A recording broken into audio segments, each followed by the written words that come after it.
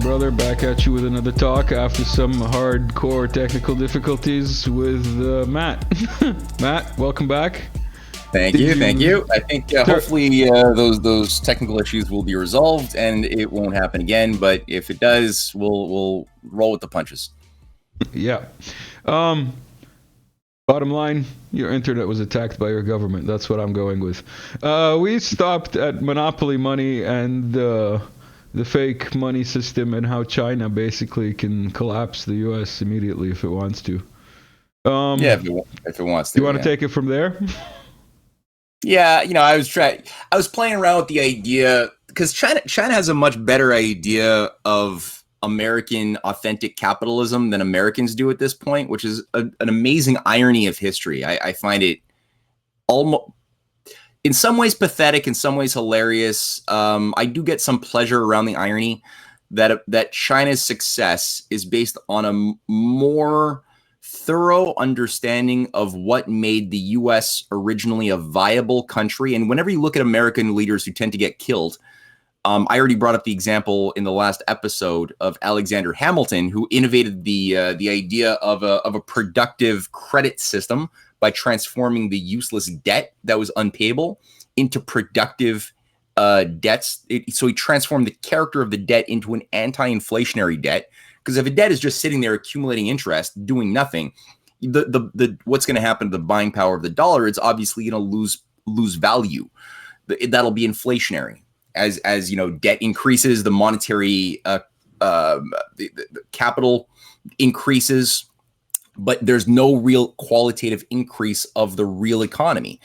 So that's inflationary. But anti-inflationary debt is different because it's tied to activities that are going to increase the food production, the industrial output, the education, the dignity, like even immaterial moral concepts like dignity, freedom of the individuals. It'll increase the capacity for self-direction of the nation. That sounds to me like you're trying to. That sounds to me like you're trying to counter the trope that all these Chinese investment banks, where they're set up in all these developing countries, quote unquote, where the Chinese are building them ports and whatever, are just debt traps. Is what we've been hearing for forever. So what you're saying is they're not really debt traps in the traditional sense because they also repay people in dignity? Well, they repay in so many ways, but it's exactly, you've identified it correctly. Yeah, they're not debt traps in the sense that China has, if you're simply a mathematician, like a mathematical economist, you might say, oh, U.S. investments into Africa are on similar levels as China's. Mathematically, that would be a true thing to say as far as numerical magnitudes. But numbers are a really good way to hide lies. Like there's this guy who wrote this book called How to Lie with Statistics, who said, a well-placed statistic can do more damage than Goebbels' big lie.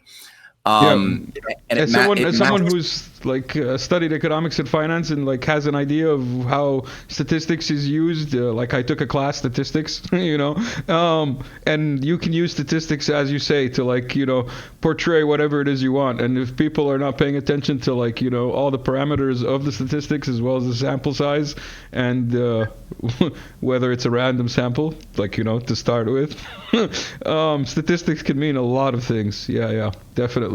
How to lie with numbers. Yeah, that's like Biden is saying, the Biden White House is saying that they have the greatest economic growth in American history right now. There's more jobs that have been created in the last 2 years under Biden than in all American history, apparently. And it's yeah, but if you look at the parameters around which they select those, how they define new jobs, I mean, these are people who are working 4 or 5 jobs and are still not making what they were making when they were working in their former job, 20 years ago in a automotive factory in Detroit that no longer exists. And now people have to do Uber once a day, sell drugs. I mean, as drug legalization is becoming more normalized, even people who are formerly doing dealing with narcotics. That's becoming part of the what's being calculated as GDP, is drug profits. Like there's so many things. People who have stopped working in the labor market. If you've just like stopped looking for a job after 90 days, you're no longer considered somebody who is unemployed. You're not considered. So there's so many things like that, but they could just, like you just said, they could play with the parameters to make the untrue seem true. And the reality is America is collapsing at a faster rate than ever before, but you wouldn't think of it if you were just a mathematician. So back to China.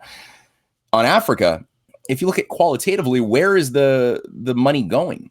And you could see Jason Ross and Hussein Askari had done this wonderful debunking of the China debt trap myth. And they did this, I'll send you the email to their essay where they wield their statistics so well. And they do like a pie chart showcasing like the American investments into Africa. And it's of course like mostly into just mining interests primarily. That's all, like extraction of loot.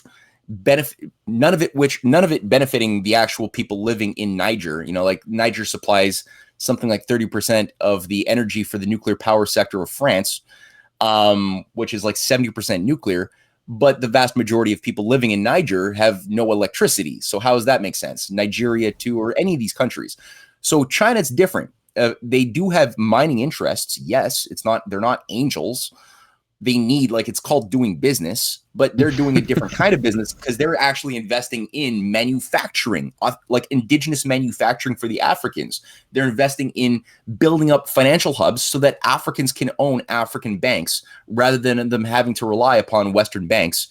Also, when you look at the types of the debts, they're very reasonable.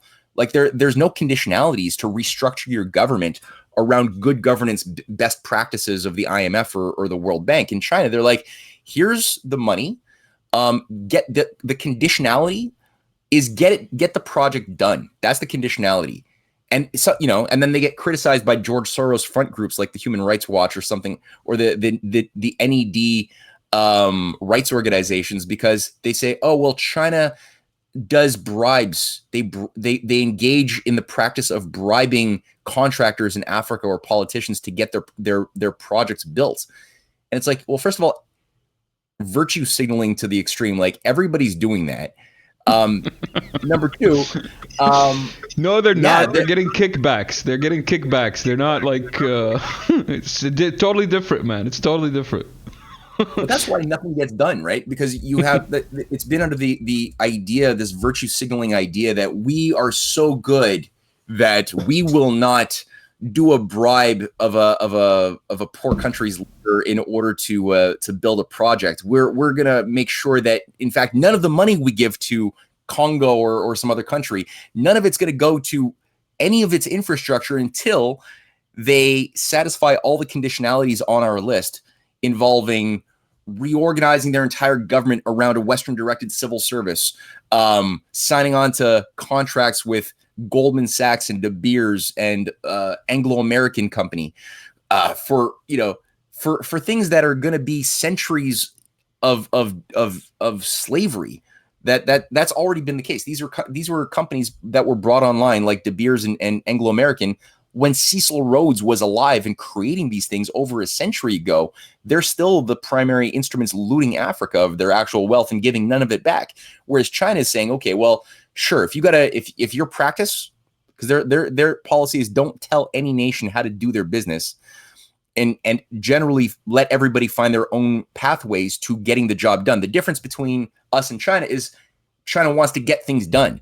So they want to build things that are ultimately going to have the effect of doing what they've been doing. Like, you got high-speed rail being built up in Africa. You got Ethiopia building the Addis Ababa Djibouti Railway. You got Kenya building the Mombasa Nairobi Railway. That's going to be connected up into Ethiopia. That's going to be going west into Sudan and north into Egypt. That China has already invested and signed contracts in doing these things, as well as the transcontinental railways across Africa. There's three of them east-west and six of them north-south. No, sorry, six of them east-west and three of them north-south, as part of the Africa Agenda 2063 program that China and Russia has endorsed. And they're already begun. It's already like started. And the Westerners who are like eating up a lot of the anti-China debt trappery garbage, they just don't know. Their ignorance allows them to like just suck in all of these made up lies, which is Freudian projection mostly, of just saying that China is doing the sorts of things that we've already been doing for like 100 years to Africa. They're like, it's just now projecting what we do to Africa onto China, where the evidence is actually showing us a very different picture if we cared to look at it, which most people unfortunately don't. I like your humor. Subtle, but it's there. Yeah, rarely do people actually go look at any evidence. I want to ask you about murder organ harvesting vans in China. Isn't China evil? You're here like spewing like Chinese propaganda. So I'm back at you with some Western propaganda. Like, tell me about your take on Chinese organ harvesting vans. Well, the sourcing for this comes from one peculiar, strange group that was literally created synthetically in 1992. It didn't exist before 1992, under this fellow named Li Hongzhi, who sort of came out of nowhere as a self-professed intergalactic messiah who was brought here to save humanity from intergalactic alien forces, some from our dimension, some from other dimensions. I think we talked about him last time a bit. I think we might have, yeah. Yeah, I think we covered him, and he was the Falun Gong leader, right? Yeah, and he got kicked out of China. He got kicked out because he developed about 60,000 followers from 1992 to 96, 97. And it largely acts as a bit of a Scientology cult with rites of initiation. And he somehow was able to get his many hundreds of his followers, maybe it was in the thousands, to go and block up the streets of Beijing because China didn't approve of their religious practices that denied for blood transfusion. It's like there's Jehovah's Witnesses. Like there's Jehovah's Witnesses have a weird thing where they think that your spirit, your soul is in your physical blood. And that if you get infused by blood, let's say you've been in a car accident, you're bleeding out and you need a blood transfusion, you're going to have like less of your soul. And thus you won't make it into the kingdom of heaven when you die. Than if you just are allowed to like die and just bleed out, then you'll be pure. You'll be a pure blood, thus pure soul, as if those two things are somehow commensurate. And you'll be able to get into heaven.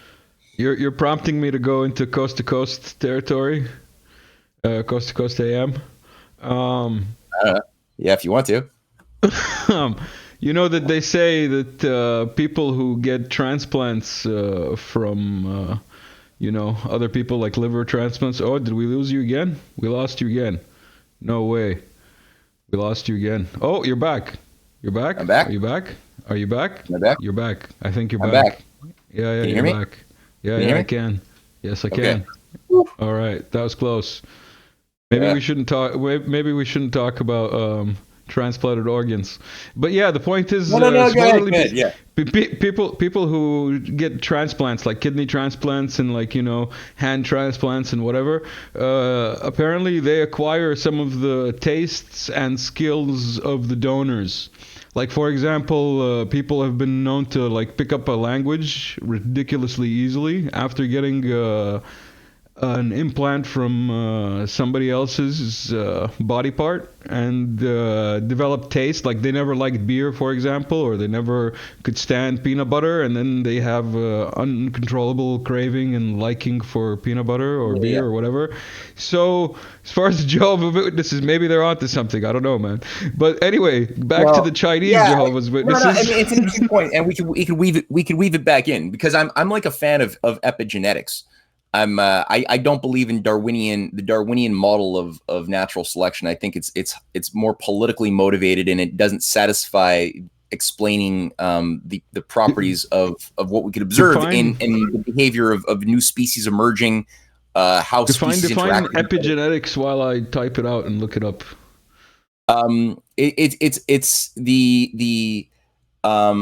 It's an approach to looking at evolution, but not just evolution, also the transmission of information, genetic information of a living organism into the progeny, into the next generation, not simply random mutations of DNA on a small level, but rather macro attributes that could be also tied to the more macro properties. Like even if, let's say, for example, here I was born with a collarbone that has like a weird ridge in it. I don't know if you can see that ridge. No, you can't really see it, but there's a ridge there. This other collarbone is fine. Now, I never had a broken collarbone. I never got injured in my collarbone, but my father, when about 2 years before I was born, he fell down a soccer stadium and broke his collarbone at that exact moment, at that exact spot. And for like, he was in a cast before I was born for like a whole year. It was a nasty break. There's a lot of cases of children that I've seen who are born with no fingers if their fathers had years earlier lost their fingers in an accident. There's cases like that. There's been cases where I've seen it described how our emotional states as well are affected by the emotional environment of the mother. Maybe even the circumstances of like trauma that a mother would have experienced, or a grandmother would have experienced that could be passed on into the very fabric of our material substrate, which is something that we then have to deal with, in future generations. Luckily, we have free will and we can self-reflect and get on top of these things. But these are dynamics that are there for humans, and we see that I think you couldn't avoid bringing this into your calculus in thinking about, well, what are the factors shaping why certain species cease to be, what causes them to evolve in a certain direction, in geological or evolutionary time.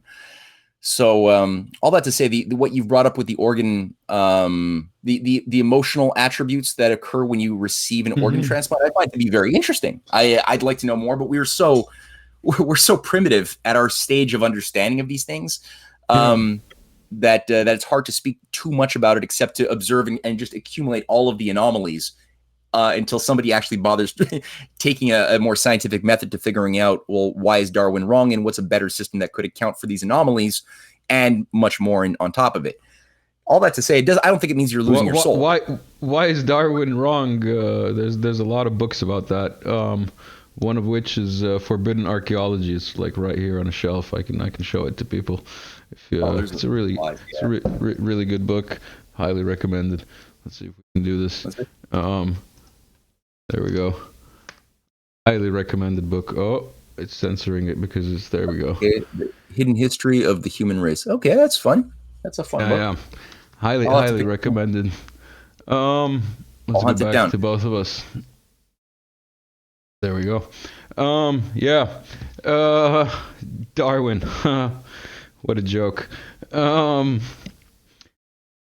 so many things that we could open up with that can of worms. That could be a whole show unto itself. We could just do a Darwin special, or an anti-Darwin special. But what we can do, so back to the Falun Gong thing. What I've noticed is that just like the Jehovah's Witnesses, they equate as equivalent your blood and your organs with your soul and spirit.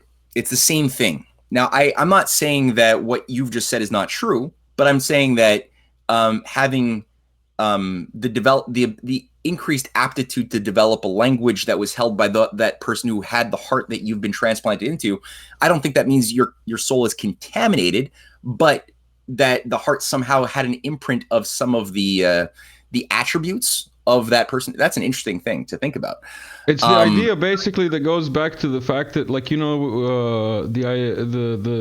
phrase gut feeling, as in like your gut instinct. They've discovered that the brain actually is connected to the stomach, and that there's actually like parts of the stomach that are like part of the nervous system, and that affects you. So that there is an actual gut feeling that you do get, number one. And number two, on a wider scale, basically it says that your imprint of your personality and like your psychology and whatever is not only focused in your brain, but is spread out throughout the nervous system, including those parts which are in the organs that were transplanted. You get what I'm saying?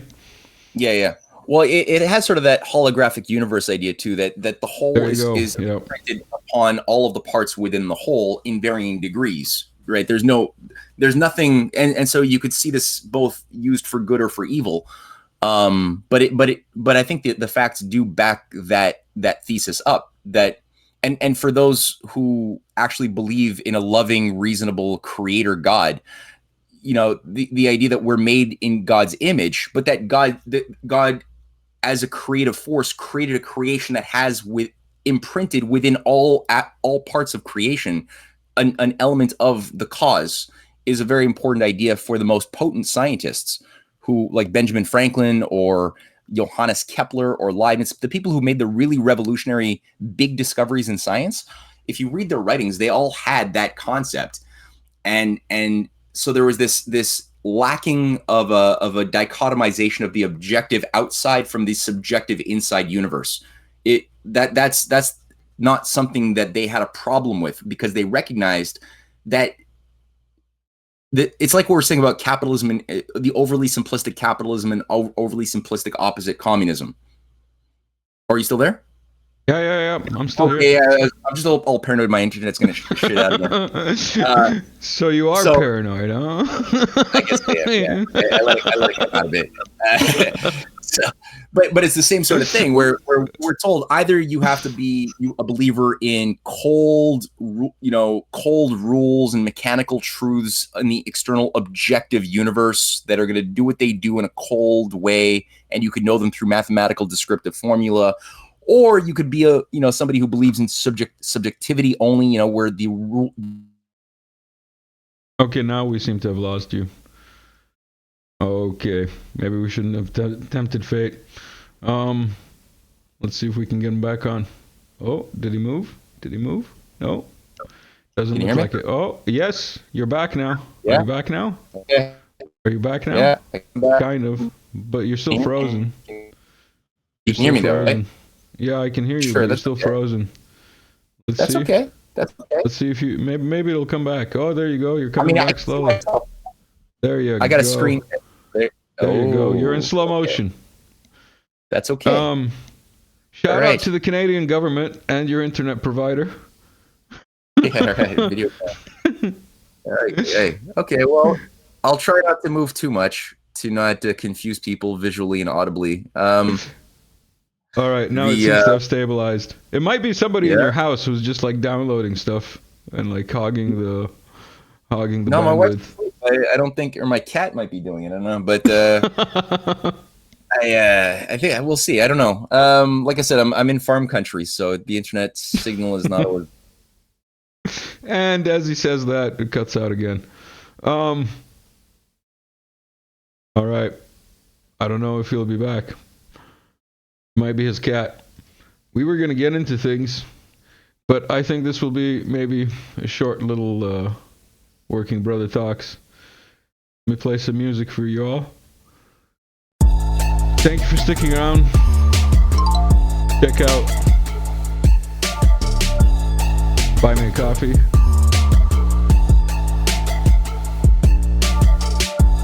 Thank you to everyone who's already bought something. And we'll be back.